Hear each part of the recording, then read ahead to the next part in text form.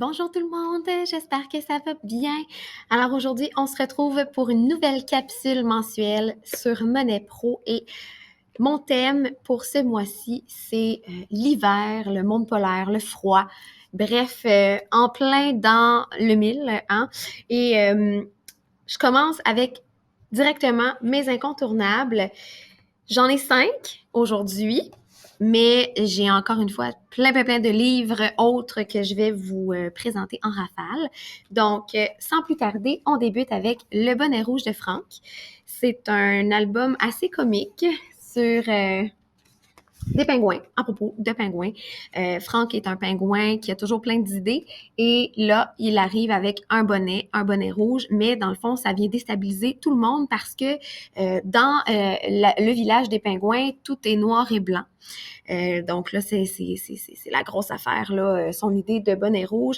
Et bon, ensuite, on va parler de d'autres couleurs et les pingouins vont emboîter le pas et se faire plein de bonnets de toutes sortes de couleurs. Donc bon, c'est comique, c'est le fun à lire, c'est facile à comprendre.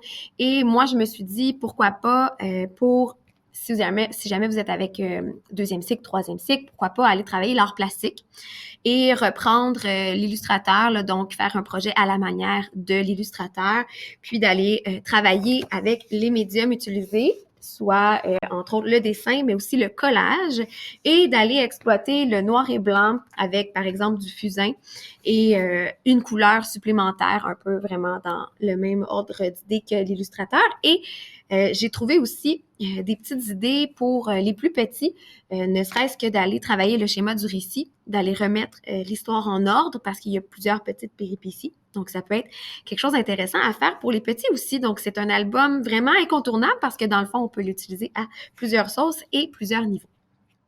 Ensuite, on a cet album qui s'appelle Pas Orange. C'est l'histoire d'un petit pingouin qui va être élevé par un ours polaire dès sa naissance. Et encore une fois, on a ici un peu la thématique des couleurs. Le pingouin va découvrir les couleurs une à une dans sa vie et c'est l'ours polaire qui va les lui présenter. Puis, ce que j'aimais dans cet album-là, c'est qu'il y avait plein d'informations scientifiques, par exemple à propos de l'ours polaire, donc la raison pour laquelle il a l'air plus blanc à la lumière et plus gris lorsqu'il fait sombre. Et il y a plein de petites choses comme ça qui sont décrites et les illustrations sont vraiment douces, sont vraiment belles, là, faites au crayon de bois, comme ça. Donc, ça peut être intéressant d'en parler en sciences, de l'utiliser comme déclencheur pour parler d'informations scientifiques ou, encore une fois, les couleurs, mais aussi comme lecture interactive en classe, poser des questions aux élèves. C'est comme un mélange entre un album et un documentaire. Puis, fait cocasse, j'en ai trouvé un autre comme ça dans ma pile. Vous allez voir, là, je vous le présente, ça sera pas là. Troisième incontournable, c'est un album ici qui s'appelle Monsieur Snow. Monsieur Snow, je le trouve, bon, d'abord et avant tout magnifique. Je vais vous montrer une illustration, là. C'est l'histoire d'une petite fille qui veut un cheval des neiges. C'est son plus grand rêve et à un moment donné, il arrive dans sa vie, là, donc c'est vraiment une belle histoire à raconter en lecture interactive, par exemple, dans votre classe. Sinon, pour les plus grands, vocabulaire riche, il y a beaucoup de mots nouveaux. On peut aller travailler les stratégies des mots nouveaux, donc d'aller voir dans le contexte la phrase, le paragraphe, petit mot dans un grand mot. On peut aussi utiliser le dictionnaire, les outils, préfixes, suffixes. Et il y a aussi des expressions. Donc, on peut aller travailler les expressions si c'est quelque chose que vous travaillez pendant le mois de février, par exemple, et aussi travailler l'utilisation d'expressions dans un contexte de composition, donc comme stratégie d'auteur, stratégie d'écriture. Fait que moi, je pense que c'est vraiment comme ça, plutôt que je vais l'aborder avec mes élèves, étant donné qu'on est en 5e année, puis qu'en ce moment, on travaille vraiment beaucoup ça, le vocabulaire. On vient de voir la stratégie pour les mots nouveaux, pour décoder les mots qu'on ne connaît pas. Fait que je pense que c'est vraiment comme ça que moi, je vais m'enligner. Mais comme je vous dis, ça peut être aussi une super belle lecture feuilleton ou lecture interactive que vous faites avec vos élèves. Puis, elle peut aussi servir pour les illustrations. Puis bon, Il y a plein de choses qu'on peut faire avec cet album-là. Et le dernier incontournable ce matin, aujourd'hui, que je vous présente, c'est celui-ci. C'est l'ours polaire. Et c'est justement ce que je vous disais, qui est un album, mais documentaire. Donc, en fait, c'est plutôt l'inverse. C'est un documentaire présenté sous forme d'album. C'était la première fois que je tombais sur un livre comme ça. Puis, dans la collection, c'est les éditions des éléphants. Oui, et dans la collection, il y a aussi l'éléphant que j'ai trouvé et que j'ai pris aussi pour un réseau sur les animaux parce que je le trouvais tout simplement magnifique. Là, au niveau des illustrations, là, on est vraiment dans ce que j'aime, ce qui me plaît. Et puis voilà, c'est vraiment un texte documentaire, donc qui nous donne des informations sur l'ours polaire dans ce cas-ci, mais présenté sous forme d'album.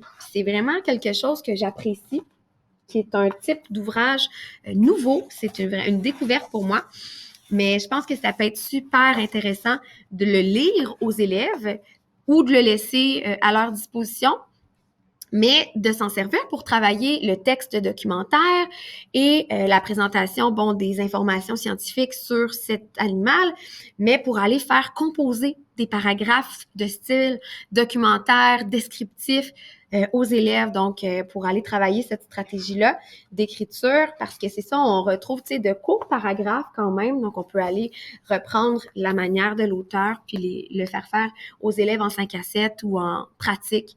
Donc, vraiment, là, je pense que c'est dans mes incontournables, je pense que c'est sur celui-là que j'ai le plus accroché. Là, ça serait comme mon numéro 1. Je pense que c'est mon chouchou ce mois-ci.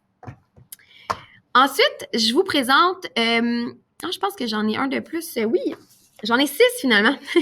Rêve de neige. Ce livre-là, j'aurais pu vous le présenter dans ma capsule de décembre parce qu'il y a un peu une thématique de Noël. Ça se passe juste avant Noël, mais je trouvais que c'était vraiment plus la thématique neige et hiver là qu'on retrouvait. Donc, on peut le lire plus tard, là, même si c'est un petit peu en lien avec Noël. Puis, si jamais vous l'ajoutez dans votre réseau, vous pourrez aussi l'utiliser à Noël. Dans le fond, c'est l'histoire de 2 enfants qui sont bien déçus du fait qu'il n'y a pas de neige et que Noël s'en vient, mais qu'il n'y a pas de neige. Puis pour eux, Noël sans neige, c'est impensable. Ils reçoivent de leur tante qui est en Islande une boule de neige, une boule à neige comme ça. Et le soir, avant de se coucher, la petite fille brasse la boule de neige et tout d'un coup, magie, il y a de la neige qui se met à tomber dans sa chambre avec son frère. Donc là, ils vont vraiment se mettent à faire toutes les activités typiques que l'on fait lorsqu'on a de la neige, le bonhomme de neige, ils s'habillent, ils vont faire des glissades dans les escaliers. Donc, c'est vraiment un livre qui peut démarrer des belles discussions avec les enfants sur quelles activités on fait quand il fait froid, qu'est-ce qu'on fait comme activité à l'extérieur. On peut faire écrire un 5 à 7 aussi aux élèves. Puis, on pourrait aussi, si on l'utilise avant, justement, pour Noël, on pourrait parler du fait que pourquoi ici au Québec, un Noël sans neige, c'est quelque chose qu'on n'aime pas, donc de parler justement de nos saisons, de la saison de l'hiver, tout ça. Donc, je trouvais que c'était un bel album à mettre dans les incontournables pour le réseau sur le froid et tout le tralala. Maintenant, en rafale, je vais vous présenter quelques découvertes que j'ai faites à la librairie, des livres que je n'avais pas, que je ne connaissais pas. On a ici Nouna, fille du Grand Nord, qui est un roman. Je vous montre un peu la taille des caractères. Je vous recommanderais ce roman-là quand même pour le 3e cycle, là, à moins, fin 4e année ou que vous ayez vraiment des élèves lecteurs experts là, dans la fin du 2e cycle, pardon. Mais, moi, dans ma classe, là, je pense que ça va commencer à être plus accessible en ce moment, là, donc 2e moitié de la 5e année, 6e année, il n'y a pas de problème. Donc, vraiment un beau roman ici. Un petit album très efficace qui s'appelle « Tu fais quoi ». C'est l'histoire d'animaux qui s'échangent leur nez, leur bouche, puis qui trouvent ça bien drôle. Là. Donc, l'ours polaire donne sa bouche au pingouin, puis le pingouin peut se mettre à crier bien fort. Et là, ça part, là, puis là, le morse, puis le phoque, la vache a fini par plonger, prendre le bec du poisson, la bouche du poisson, puis le poisson finit avec la bouche de vache. Puis c'est vraiment juste drôle. C'est juste comique. Fait que ça peut être bien agréable à lire en classe. J'ai déniché une bande dessinée. Vous savez que j'aime ça quand je peux avoir des ouvrages de tous les genres, de tous les types, entre neige et loup. Puis je vais vous montrer les illustrations. parce qu'elles sont vraiment très belles. Donc voilà, et l'histoire aussi. Alors, tu sais, 3e cycle aussi, encore une fois, là, pour les illustrations, le contenu, tout ça, c'est vraiment une belle bande dessinée. Ensuite, j'ai trouvé ce petit album-là, La petite collectionneuse de lumière, qui est vraiment beau, encore une fois, que vous pourriez lire en lecture interactive à vos élèves en classe. Vraiment, là, il est super. Et j'ai un autre roman, mais cette fois-ci pour plus jeune, donc là, vraiment, là, 3e année, ou lecteur expert, fin du 1er cycle, 2e année, on est en plein dans le mille. Les gros caractères, la couleur, comme ça, il y a des illustrations aussi, je pense que voilà. Donc, Emma et Yuri, enquête sur les pistes. Donc, petit livre policier qui se passe dans une station de ski. Donc, ça peut être intéressant pour le thème. Avoir quelques romans aussi dans la thématique, dans votre réseau pour les élèves. Vous pouvez en faire la lecture feuilleton si vous voulez ou tout simplement le mettre à la disposition des élèves dans la classe. Il m'en reste quelques-uns parce que c'est un réseau quand même qui peut regrouper beaucoup. Donc, on peut se concentrer sur les animaux polaires, mais on peut aussi déborder, y aller avec de la neige, puis le froid, tout ça. J'ai 2 livres à vous présenter que vous pourriez utiliser en sciences. On a ici Opération Flocon. Voilà, que vous pouvez utiliser pour démarrer des questionnements en sciences ou pour aller travailler les différentes étapes de la démarche scientifique. Parce que dans le fond, c'est l'histoire d'un petit garçon, son nom m'échappe, Antoine, qui n'aime pas la neige. Donc, au contraire des 2 autres enfants qui voulaient de la neige pour l'hiver, pour Noël, lui, il n'aime pas la neige et il va essayer de trouver plusieurs solutions pour se débarrasser de la neige qu'il y a sur son terrain, pour finalement se rendre compte que la neige, c'est donc agréable. Mais bref, ça peut être intéressant de travailler les étapes de l'hypothèse, l'étape de l'hypothèse avec les enfants dans la démarche scientifique. Sinon, parler de la neige, du froid, comment faire fondre la neige, comment on peut s'isoler du froid. Donc, c'est vraiment un livre qui pourrait déclencher un beau projet en sciences pour le 2e cycle en classe. Sinon, j'ai aussi pour les sciences sur le bout de la langue. C'est l'histoire d'un ami qui va se coller la langue sur un poteau. Je pense que ça nous est déjà tous arrivé. Fait que ça peut être une belle façon d'introduire cette question scientifique de pourquoi donc, s'il fait froid, très froid, et qu'on met notre langue sur un poteau, pourquoi notre langue reste-t-elle collée? Donc, ça peut être genre la question du jour, ça peut être vraiment drôle. Et on lit l'histoire après ça aux élèves, là. Donc, je le trouvais bien comique.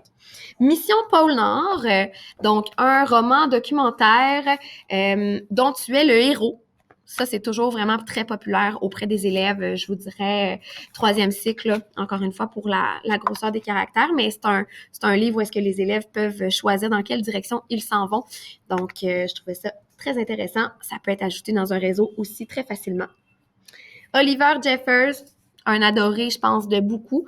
Perdu, retrouvé, l'histoire d'un petit pingouin et d'un garçon qui se trouve. Est-ce que le pingouin veut vraiment être ramené dans sa maison? On le sait pas. Donc, une belle lecture interactive ici. Pour les petits, Splat attend la neige.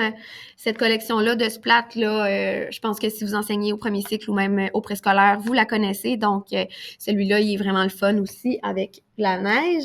2e cycle, Mystère sous la glace dans la série Les aventures d'Olivier et Magali.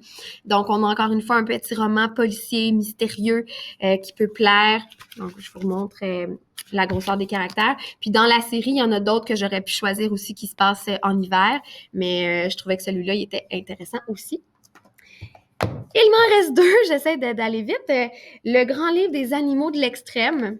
Donc, celui-là, c'est sûr qu'il va aller un petit peu plus loin que juste les animaux polaires, mais il y en a quand même quelques-uns. Donc, c'est un livre vraiment, vraiment impressionnant qui est séparé en 4, je pense 4 sections, si je me souviens bien. Je vais vous montrer celle qui nous concerne aujourd'hui. Donc, on a ici des animaux qui, au pôle, luttent contre le froid. Alors, on va parler, entre autres, de l'ours polaire, mais aussi du poisson des glaces, de la grenouille des bois. Et oui, c'est ça. Donc, ça se présente comme suit. C'est vraiment c'est magnifique. Là. J'ai de la difficulté à le manipuler tellement qu'il est grand. Mais voilà, c'est vraiment intéressant comme information, tu sais, qu'est-ce que ces animaux-là ont développé pour se protéger du froid? C'est leur fourrure, leur peau? Est-ce que c'est leur habitat, tout ça? Donc, puis tu sais, bon, l'ours polaire, les animaux, c'est des animaux très connus des enfants, mais le poisson des glaces, là, peut-être moins, tu sais. Fait que ça peut être vraiment intéressant pour démarrer un projet de recherche là, avec les enfants ou simplement, encore une fois, le laisser à leur disposition. Et je termine avec L'Arbre des souhaits. Ça, c'est un livre que j'avais découvert l'année dernière, qui est super beau en termes d'histoire et de... Tu sais, on peut vraiment faire une belle lecture interactive là, avec ce livre-là. Puis c'est ça, ça se passe en hiver. Fait que ça peut être le fun de l'avoir dans son réseau. Donc voilà, il me semble que je suis allée vite aujourd'hui, mais c'est ce qui conclut ma capsule pour le mois de février. J'espère que vous avez pris quelques notes et que je vous ai présenté certains livres, ouvrages que vous ne connaissiez pas. C'est toujours ça mon but, c'est de vous faire découvrir des nouveaux ouvrages que vous pouvez peut-être ajouter dans votre collection. Alors, j'espère vraiment que ça vous a plu ce mois-ci. J'ai déjà hâte d'arriver au mois de février pour ma part, parce que quand je tourne la capsule, on est encore au mois de janvier, mais j'ai hâte de faire découvrir ces livres-là à mes élèves. Et puis voilà, on se retrouve le mois prochain pour une nouvelle capsule, une nouvelle thématique. Bye tout le monde!